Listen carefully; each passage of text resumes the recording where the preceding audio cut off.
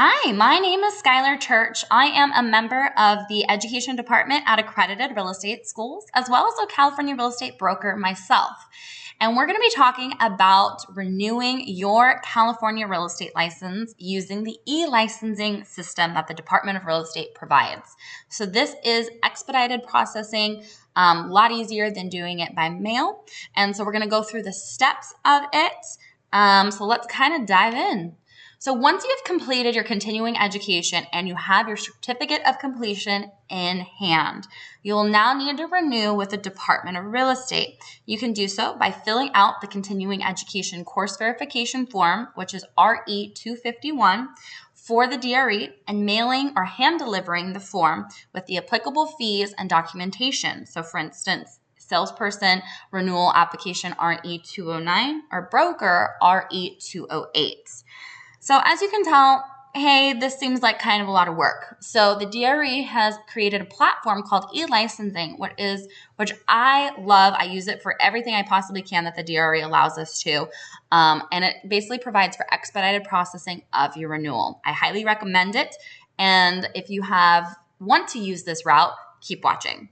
Otherwise, follow the instructions provided for the physical application. So what you're first going to need to do is for continuing education limitations. So remember, I want to verify those. So you're only allowed to complete the continuing education within the preceding 4 years of your expiration date with the department.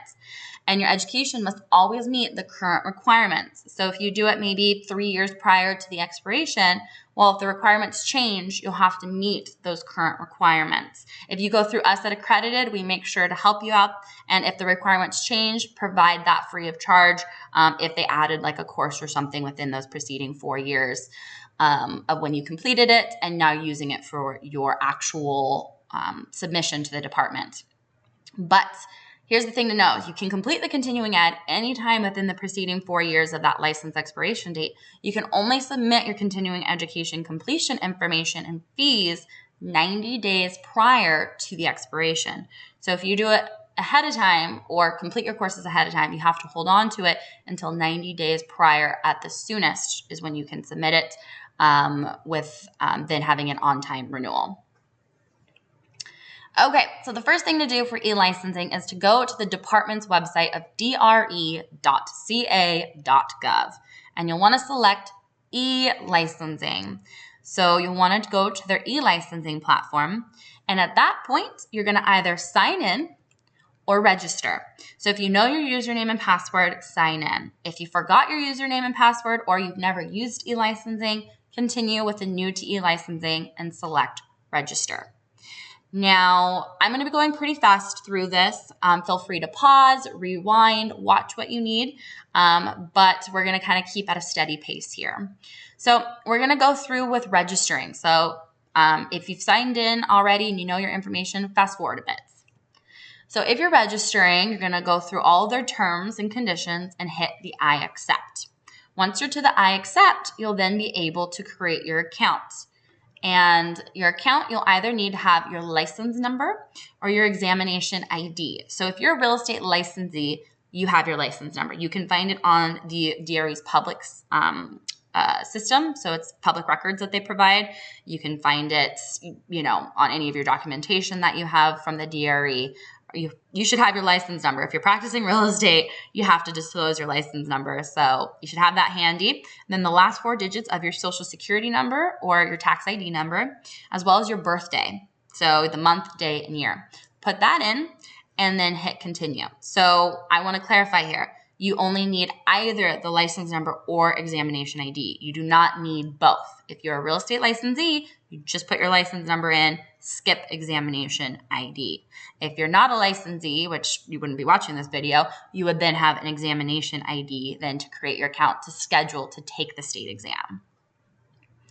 Okay, so at that point, you'll then create your username, have your password, as well as your email address, and then select continue. So make sure to fill that out. I would write it down if possible to keep track of it. And then sign in. So sign in with that username and password you just created. And now we're going to get to the actual part of renewing. So you're going to hit salesperson or broker license renewal. So this was from a salesperson's account, but if you're broker, it'll just say broker license renewal. You'll select that, and from that point, you'll hit continue. So it has a lot of information here to go through it of what you should have on file and information. So select continue when you're ready.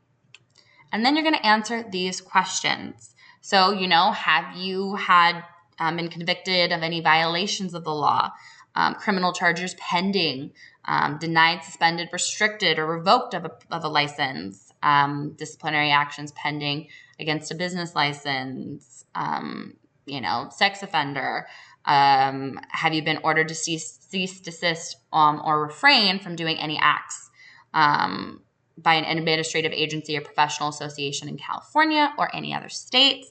And then the most important questions at the bottom. Well, they're all important, but so you might be like, no, but don't do that all the way through. On the renewal date, will you be engaged in real estate activities for which a California real estate license is required in the employ of a broker or corporation? So if you are a salesperson and you are working for a broker, you need to select yes. If you are not working for a broker, you will then hit no, and you'll be licensed no broker affiliate. Also, do you reside in California? If you don't reside in California, you moved out of the state, they're going to have additional documentation that they will require, and they may make you do it by mail at that point. So make sure to answer those questions and read all of them. Don't just go no. And then your mailing address. Do you want to change it? Yes or no? Some people hit yes and then they get confused. If the mailing address provided on there is correct, hit no. If it's yes, you'll change it. And then also your contact information. Save that, making sure they have your phone number on file as well as a correct email address. Hit save. And then the biggest thing I want to know, if you selected yes to the second to last question on the questionnaire, you will have to update your employing broker information. So you might just continue with the broker you're working for, but you have to reconfirm it.